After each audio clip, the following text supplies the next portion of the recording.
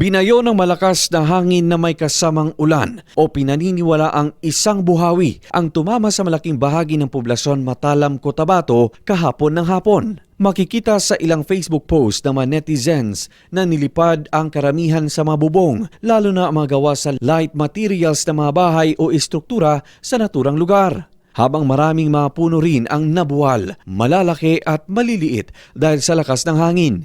Ayon sa ilang mga residenteng nakaugnay ng Radyo Bida, mabilis lang naman daw ang pagtama ng buhawi pero dahil sa sobrang lakas nito ay kaya maraming danyos ang naitala sa kanilang lugar. Sa pahayag pa ng ilan na hindi lang basta nabali ang mga sanga kundi talagang pati ang ugat ay kasamang nabuwal sa lakas ng hangin. Kinumpirma naman ng Municipal Disaster Risk Reduction and Management Office o MDRRM Matalam sa pakikipag-ugnayan ng Radyo Bida na buhawi ang tumama sa barangay poblasyon kung saan agad naman silang nagsagawa ng clearing operation sa naturang lugar.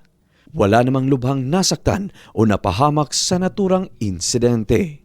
Luigi Alan Totor, NDBC, Bida Balita.